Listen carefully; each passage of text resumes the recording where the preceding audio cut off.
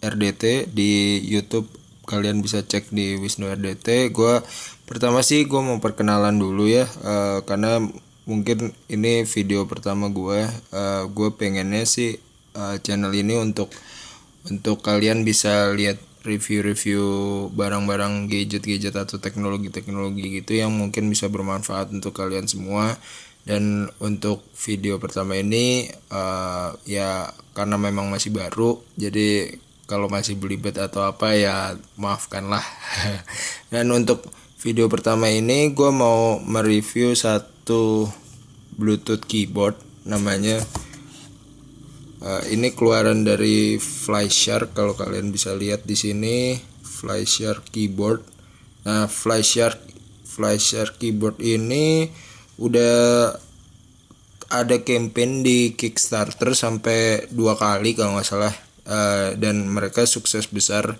Yang gue punya ini versi pertama ya guys. Jadi kalau kalian mungkin cek di Kickstarter kenapa ada 2 campaign ya, karena memang mereka ngeluarin campaign sampai 2 kali saking suksesnya.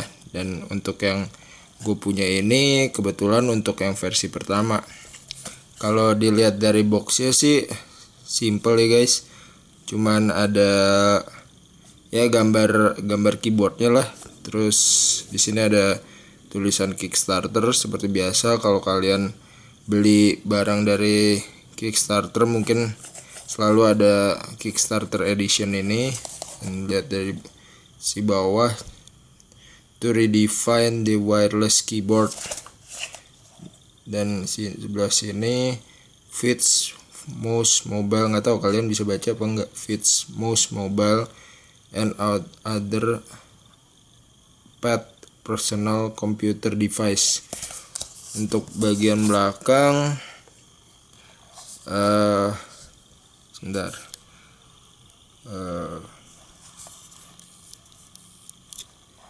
bagian belakang hanya sekedar ini aja sih guys, petunjuk tombol-tombol, terus cara mempairing keyboardnya, can be connected to iPad 2, iPad 1, iPhone 3G, iPhone 3GS, iPhone 4S, iPod Touch yang sudah memakai iOS 4 atau yang lebih baru lagi. Jadi kompatibel untuk hampir semua iOS device menurut gua nih.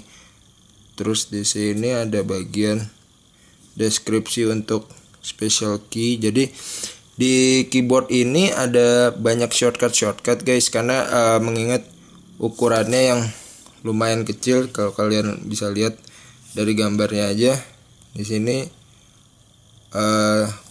kalau kalian perhatiin nggak ada tombol angka ya yang biasa di keyboard biasa, karena memang tombol angkanya dibikin shortcut sama mereka seperti kalian bisa lihat di U, I, O, P. Mungkin nanti kalau gue liatin versi fisiknya kalian bisa lihat sendiri. Di sini ada special key di antara screenshot, lock.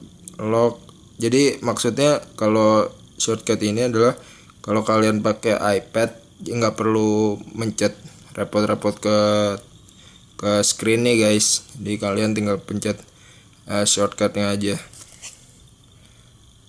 Untuk baterai, kalau dari campaign Kickstarter mereka sih, mereka klaim bisa sampai sekitar sebulanan nih. Menurut gue cukup bagus lah untuk Bluetooth keyboard. Kalian juga males kan kalau misalkan ngecharge tiap hari gitu. Ke orang handphone aja udah banyak banget yang di-charge kan. Mungkin kita buka aja langsung. Oh ya, ini udah gue buka produknya, jadi mungkin kalian bisa lihat isi boxnya lah. Simple guys, cuman thank you tulisannya. Belakang iLipo, bawah. Oh ya, sebelumnya gue mau ngasih tahu kalau iLipo ini bukan nama perusahaannya ya guys, kayak Apple or Samsung, tapi iLipo ini emang nama jenis produknya. Jadi nama, kalau gua browsing sih, nama perusahaannya itu Flyshark. Jadi Flyshark itu udah ngeluarin berbagai produk yang rata-rata gadget sih. Jadi ada Flyshark iLipo berapa, itu ada earphone, ada ya macam-macam juga, ada kayak smartwatch juga. Jadi iLipo ini bukan nama perusahaan, ternyata gue kira nama perusahaan awalnya, ternyata nama perusahaannya Flyshark. Dan kalau kita buka,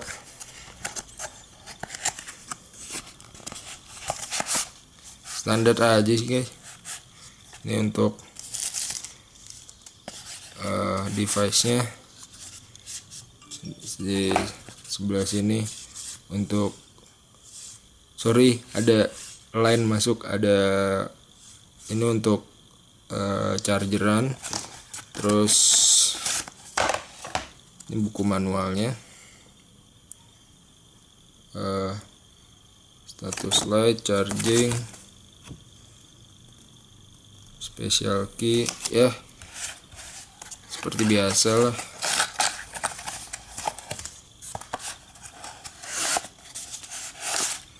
Kita singkirin dulu.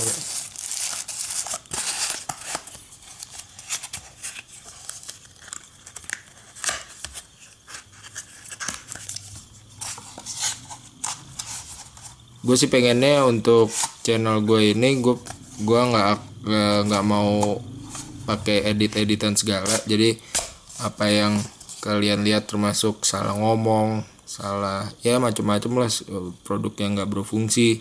Jadi kalian bisa lihat semua, hitung-hitung ngurangin kerjaan ngedit guys. Nah sekarang kita lihat produknya bentar. Nah ini dia, ini produknya tadi, Flyshark iLipo keyboard ini ya, bisa kalian lihat lumayan kecil sih menurut gua. Mungkin kalau dari handphone seukuran iPhone 5 sih. iPhone 5 kebetulan gue juga pakai iPhone 5, tapi iPhone 5C kalian bisa lihat perbandingannya, agak lebih lebar sedikit, tapi panjangnya sih sama.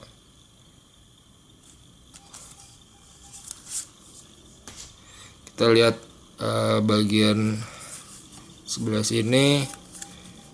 Di sini ada, sebentar, balik.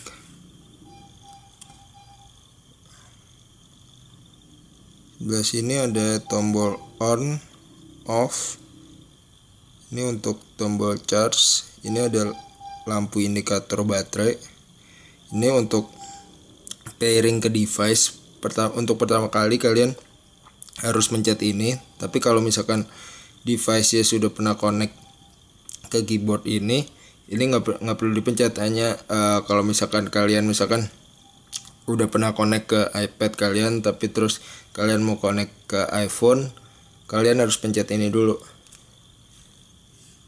Terus bagian sini ada, di sini ini untuk tombol buka keyboardnya, kalian tinggal slide aja. Bentar. Nah ya ginilah dalamnya guys.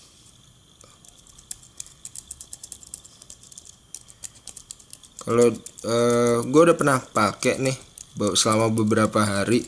Untuk pengetikan sih enak banget. Jadi walaupun kelihatannya kecil, tapi untuk di tangan tuh masih nyaman. Seperti kalian bisa dengar, agak lumayan berisik sih kalau buat ngetik. Cuman kalau kenyamanan sih menurut gue nggak ada masalah nih. Kalau kalian ngetik cepet juga. Tampilan keyboardnya juga bagus, susunannya. Nah kekurangannya yang tadi gue bilang, di bagian atas sini ini nggak ada nggak ada satu row untuk angka, jadi angkanya tuh masuk ke dalam sini guys. Ada 1 2 3 4 5 6 7 8 9 0. Nah, gimana cara ngeluarinnya? Kalian tinggal pencet tombol ini Fn, baru pencet.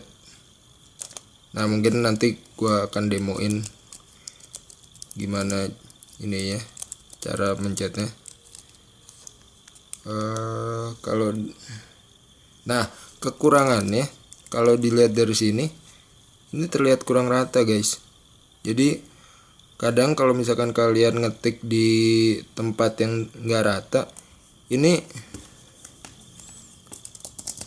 kadang goyang-goyang gitu kalau kalian buat ngetik. Jadi saran gue sih kalau misalkan kalian make, sebaiknya di tempat yang rata aja. Oke, segitu dulu, mungkin kita langsung tes aja sebentar.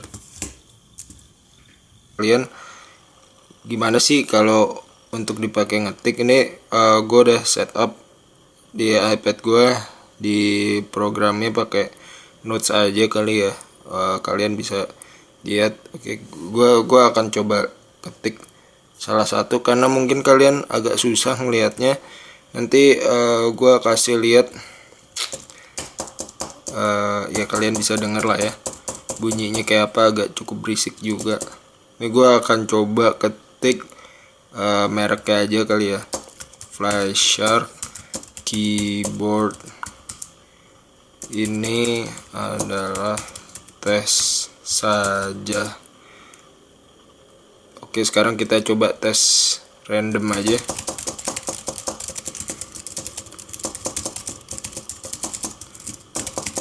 Seperti kalian lihat, tidak ada lag sama sekali, lancar aja ya. Untuk tombol caps lock ini seperti biasa di sini. Sebentar, kalian nggak bisa lihat caps lock. Sayangnya ini nggak ada lampu indikatornya, jadi kita kayak nggak tahu ini nyala apa enggak caps locknya.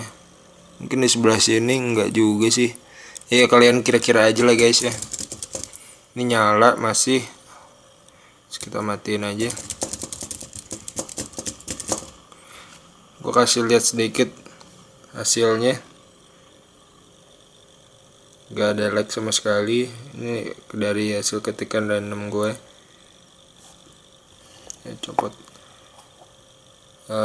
Nah, sekarang gue akan tunjukin shortcut key-nya. Sebentar. Terutama untuk angka ya. Kok nomor lagi? Angka, sebentar, kalian bisa lihat nggak? Kita coba untuk angka 1, kayak yang tadi gue udah jelasin. Caranya adalah pencet tombol Fn di sini.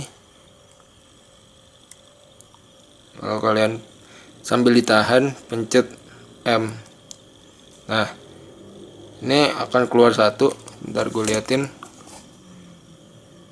Nah, dan begitu juga selanjutnya. Kalau untuk angka 2, tinggal pencet Fn, tahan, terus pencet di sini apa ini, tanda koma. Nah, bisa lihat 2 muncul. Untuk yang lainnya, kalian mungkin di sini lock key ya. Di sini ada tandanya. Ini di bagian tombol delete. Ini sebentar, kurang fokus. Nah, itu caranya sama untuk lock key. Ini Fn, terus kalian tinggal pencet delete, langsung ngelock iPadnya. Kalian tinggal buka aja karena pakai password. Sebentar, gue nah, apalagi ya, untuk shortcut sih, atau untuk tombol shortcut Yang satu lagi coba gue contohin ini kali ya, Fn terus D atau untuk volume.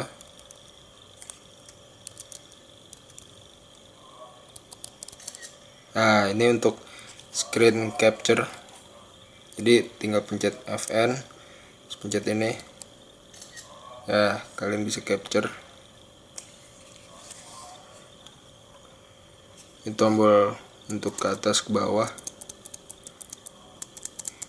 Kalau menurut gue terutama untuk bagian panah ini agak aneh ya menurut gue, karena biasa di keyboard yang gede itu bagian atas tuh di bagian sini, kiri kanan di bagian bawah. Jadi kadang kalau masih awal-awal kadang suka kebalik pencet. Kalau mau pencet sebelah sini dikiranya kanan ternyata bawah. Ya kalau sebelah sini. Nah itu aja sih mungkin yang kalian perlu perhatiin kalau emang minat cari keyboard. Sama satu lagi, karena ini bentuknya lipat ya, jadi untuk bagian apa ini namanya, spacebar ini agak kebelah dua. Jadi kalau kalian mungkin agak aneh kalau misalkan dipencet bagian sini, ini agak berasa ininya apa namanya, belahannya, belahannya. Jadi ya mungkin itu aja sih kalau dari gue, selain karena yang tadi gue bilang kalian harus perhatiin juga karena ini agak kurang rata. Jadi kalau ngetik ya di tempat yang mejanya ada kayak ukir-ukiran gitu mungkin agak merepotkan ya, karena jadinya kurang stabil gitu. Dan ya perlu diperhatiin aja, mungkin kalian cari meja yang inilah apa namanya, rata lah. Mungkin di meja-meja restoran fast food juga bisa tuh, rata semua tuh. Apalagi ya, untungnya sih kalau gue lihat di campaign mereka yang terakhir, yang kedua, seperti yang gue bilang ini punya gue versi pertama, mereka udah benerin komplain gue tadi ya, yang di bagian sini. Mungkin komplain banyak orang juga yang nggak stabil kalau dibuka gitu, jadi mereka ngubah sedikit desainnya jadi terlihat lebih rata. Dan engselnya ini kalau gue perhatiin agak lebih kecil atau agak lebih gede lah, gue agak lupa juga. Jadi mereka lebih stabil gitu ya. Kalau kalian bisa dapetin yang kedua sih, menurut gue ambil yang kedua aja karena lebih apa namanya, lebih stabil lah. Untuk harga sih terakhir gue cek di online shop lah ya, yang kalian bisa cari sekitar harganya 600 atau 700 lah. Lumayan apa ya, kalau gue bilang dibilang mahal juga. Sekarang Bluetooth keyboard terutama yang bisa dilipat gini mungkin harganya segituan juga ya guys. Kalau gue ngeliat sih di merek-merek lain ada yang sejutaan lebih, tapi gue belum bisa compare juga sih mereka itu lebih bagus atau gimana. Tapi kalau menurut gue untuk harga di bawah sejuta ini worth it sih guys menurut gue, terutama untuk kalian yang sering pergi-pergi dan males untuk bawa laptop gitu, pengen cuma bawa ringkas saja tablet kayak gini, atau ya untuk sekedar balas-balas email atau ngetik-ngetik yang nggak terlalu panjang lah, mungkin bisa jadi rekomendasi kalian juga nih, iLipo Flyshark iLipo keyboard. Oke, segitu dulu. Mungkin kalau kalian suka sama video ini, like, atau lebih cakep lagi kalian subscribe, dan mungkin bisa komen apa kritik, saran, karena ini video pertama gue. Jadi ya mungkin segitu dulu, bye guys.